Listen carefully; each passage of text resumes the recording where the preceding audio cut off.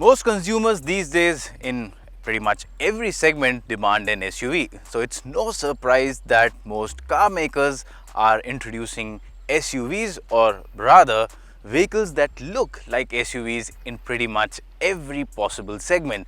And that's the reason why we are with the all new Tata Punch here.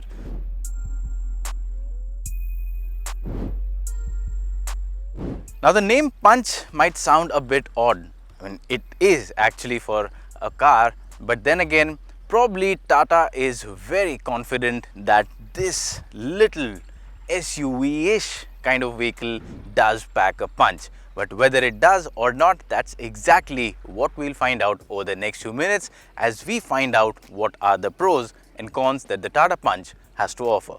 Now before we go ahead and talk more about the design and other features, let me clear a bit of a confusion about the positioning of the Tata Punch. This is not a direct rival of the Maruti Suzuki Espresso or the Renault Kwid. This sits in a segment above. So basically this is something you would rival to the likes of an Ignis or maybe the Mahindra KUV100. And that is where this car is exactly positioned.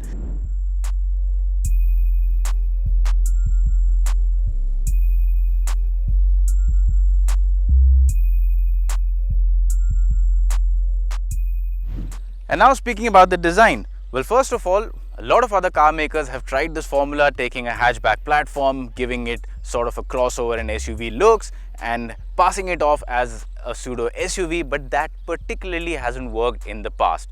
And the Tata Punch that way has quite a challenge in front of it. So it's good to look at this design because the Tata designers have done a better job than any of the other models in this segment. The Punch does have that SUV flavor, that SUV design, all of those macho and dynamic lines, and it all looks a lot better than any other such model you've seen in this segment earlier. If you look at the front, you can clearly see the resemblance from the Harrier and the Safari and also the Nexon. So it's got that trademark family design from Tata Motors, and of course you have these tri-arrow patterns and designs up front, which again is something that now we are used to seeing on Tata vehicles. If you look at the front, it's a very sleek looking front, and this closed grille gives it a very nice modern look. These LED DRLs with the headlamp cluster in the lower part of the bumper and the sharp creases around it again give the Punch a handsome and a muscular face up front. Move to the side and the dynamic design continues. You can spot these good looking 16-inch alloy wheels that fill up the wheel arches quite nicely and give the car a muscular stance. Also on this top variant that we are driving, you get a dual tone finish. So the white roof with this particularly good looking blue color again gives the car a nice sporty and a youthful appearance. The lines on the car are again very pronounced, giving it a very kinetic stance. And once you move to the rear, again you get a set of sleek and nice looking tail lamps. The tailgate too has strong creases, and couple that with a black bumper which has got again the tri-arrow pattern and some nice design effects, and what you get is a small vehicle that does look dynamic. But the big question is that does the Tata Punch manage to come across as an SUV? And the simple answer to that is in some ways it does, because first of all it is a better looking attempt than many of the other vehicles in this segment. It does have that SUV characteristics, and I would like to point out the 187 millimeters of ground clearance, which is by far the most for any vehicle in this particular segment. So this kind of a high-rised design, a high stance gives the Punch a dynamic and a bit of an SUV flavor, and of course the overall design comes together to give it a nice sporty and a modern look.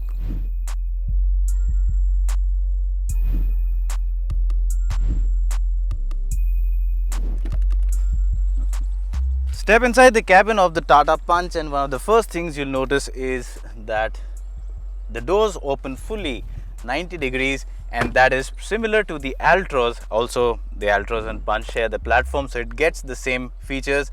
and of course this makes ingress and egress very easy. Now coming to the cabin and the features inside, well, the dashboard layout is quite nice. It's got this dual tone dashboard here, and it's a nice light shade that has been given, and it also has this subtle tri-arrow pattern, and because it's subtle it looks nice. It's not loud, and that gives the cabin a nice elegant feel. Even if I talk about the plastic quality here and in the middle part, it is quite nice, and what you get here is a Harman infotainment touchscreen. Now this is not a particularly big screen in terms of size, but then again you need to consider the segment that the Punch is going to operate in, and from that perspective it looks fine. As far as the user interface is concerned, the display is concerned, all of that is fine. There is no problem in that. It's easy to operate, and it also comes with Android Auto, Apple CarPlay, so it is good in terms of features as well. Coming to the instrument cluster, it's a combination of analog and digital, and the readouts are quite simple. It also gives you a lot of interesting bits. You can see what kind of power and torque you're using at any given point of time, and of course you can see all kind of vehicular data that you want. The readouts are easy, and that is very good for the driver. The steering wheel too is quite nice. It's a flat bottom design, feels chunky to hold. It's got the usual controls on it, and well, if I talk about the color scheme inside, it's quite lively. Like the name Punch, it is a lively scheme here. You can see a combination of dark, light, and because this is a blue car, you also have these blue inserts on the air conditioning vents, kind of uplifts the overall environment inside the cabin. If I look at the overall fitment quality, the fitment quality is quite nice, and especially for this segment, considering the price constraints, Tata Motors has done a good job here. Even on the seats, you can see the same tri-arrow pattern, again in blue and in a subtle manner. And if I talk about the seats themselves, these are quite nice. They've got good cushioning, they're sized well, and they've got nice side support, and it is quite easy to find your proper driving position.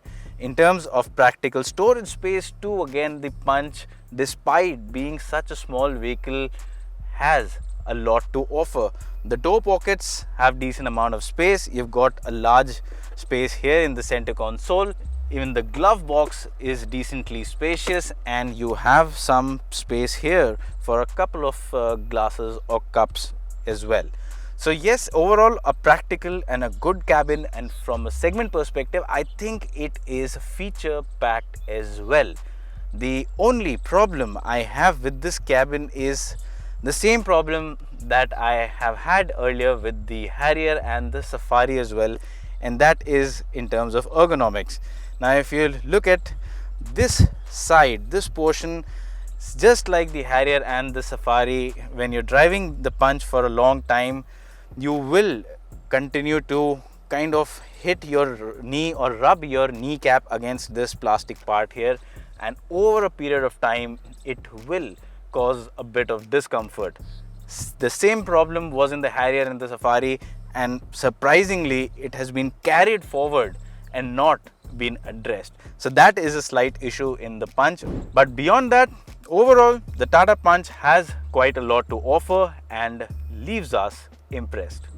Get into the rear seat of the Tata Punch, and like you would expect from any other Tata Motors vehicle, even the Punch has a good amount of space.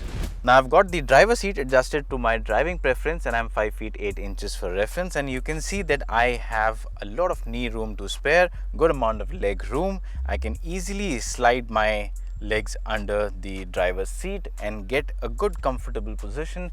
Even in terms of headroom, the Tata Punch offers a good amount of clearance, and surprisingly the seat is very good. Despite this being a small car, the under thigh support is quite impressive. This is something that you would not usually get in a vehicle in this segment. So full marks to Tata Motors on that front for giving a very comfortable rear seat. The cushioning too is quite nice, and because it has a flat design, and also because the floor has an almost flat design, you can have 3 people sitting abreast in this seat. The only issue would be that the Punch is not a very wide vehicle. So that weighs in terms of width. People will find it a bit tight to be squeezed in against each other, but beyond that, overall the seat offers good amount of comfort. It also comes with this cushioned armrest, and it also has these adjustable headrests. So it has pretty much all that you would need it to be a good family vehicle, a good fun or a recreational vehicle. It ticks all the necessary boxes from a practicality and a comfort perspective. Now, I mentioned earlier that the Punch offers a good experience from a family perspective, and that means that to do that in entirety, it also needs to have a good amount of boot space, and it does. Well, if you look at the size of this vehicle and if you compare it to its rivals, the Punch surprisingly offers a good amount of space. And the slight issue here with the design of this boot space is that because the Punch is a small vehicle, it's not very wide. You have the wheel arches and the suspension mounts eating away into this space. So while the overall volume on paper is quite nice, you will have to package your stuff inside this trunk in a very smart way to use it efficiently. As long as you're able to do that, you can still manage to get a lot of stuff inside this boot, and a lot more than many other vehicles in this segment. So even from that perspective, like I said, it continues to offer a good experience. If you're liking this video, then please make sure you subscribe to our channel and share it as well. And also do press the little bell icon so that you can stay updated to all forthcoming Express Drives videos.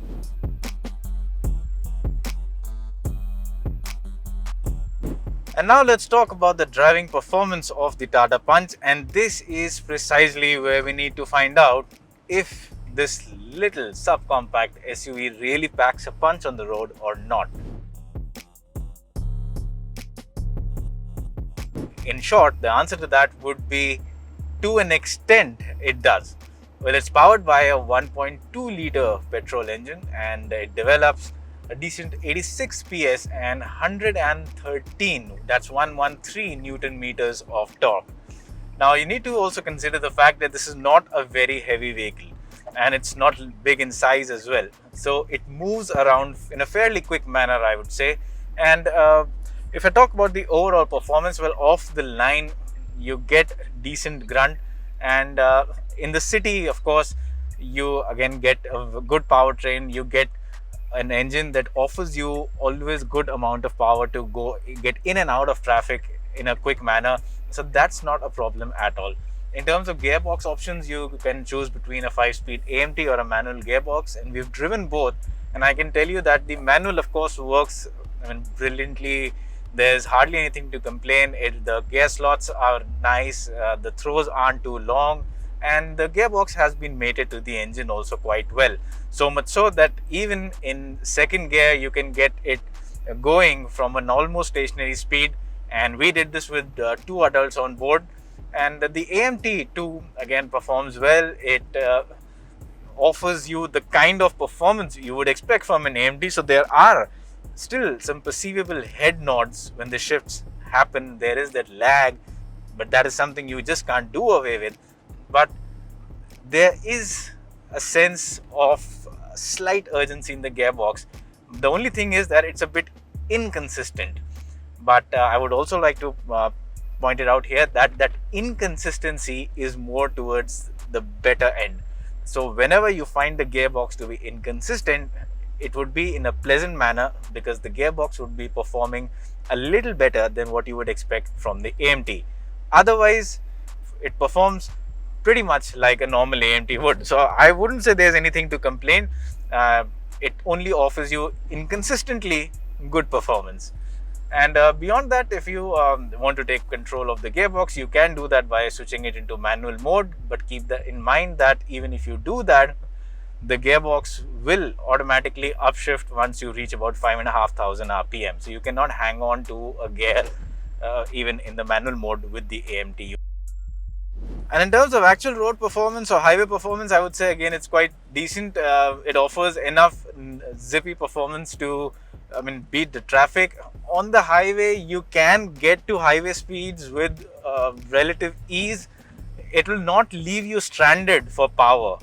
That is a good thing with the Punch. But keep in mind that it's not a vehicle that you would buy because you enjoy driving. It's not a driver's vehicle. It is not going to plaster a big smile in terms of performance, but it will not give you any reason to complain either. So it will get the job done, and that is specifically what customers in this particular price segment want, and it delivers exactly that.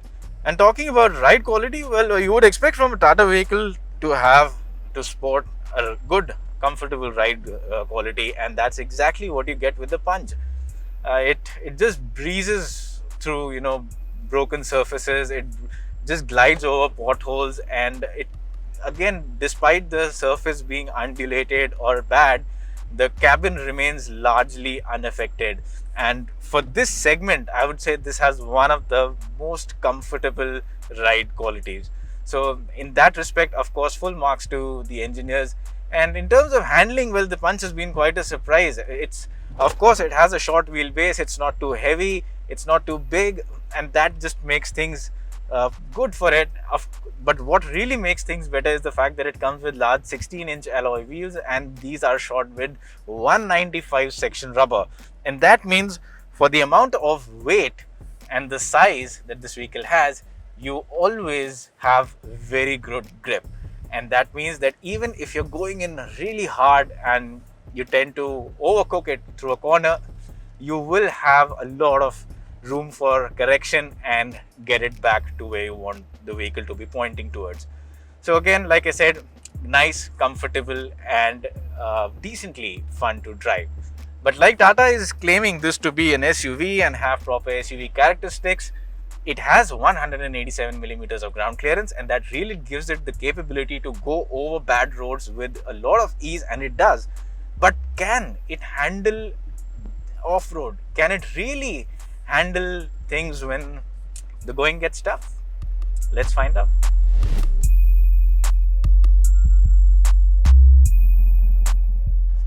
Now, of course, when going over obstacles and going over bad roads and going through potholes, the high ground clearance does come in handy, and the suspension also, with the good amount of travel, does a great job.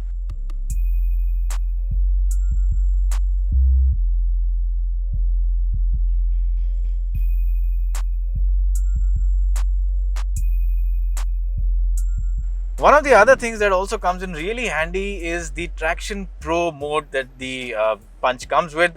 Although it's reserved only for the AMT variant, what this does is that if one of your front wheels gets stuck in any place with a low grip, well, the infotainment screen is going to give you a prompt, and if you agree to engage that mode, then the system will tell you how to modulate between the throttle and the brake pedal and help you get out of that tricky spot. So there you have it then. Well, it is capable off-road. It performs definitely good when you're on the road. It's comfortable to drive, it's got good features, and it is convenient as well. And if you're really looking at Punch from a buying perspective, you might also get the idea that this probably is a better option to buy than the Tiago. And for a lot of consumers who like the SUV design, they might even trade in the Altroz option for this. And that means that the Punch could really see some good numbers, provided Tata prices it comparatively. So hoping that that happens, the Punch definitely packs in a good punch when it comes to overall driving experience.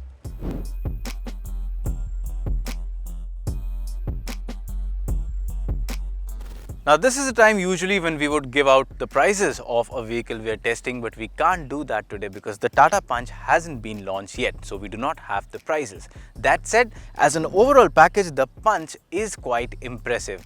If I have to look back at other attempts by car makers wherein a hatchback platform has been used to give an SUV effect, I think by far Tata Motors has done a better job than all of the companies in the past.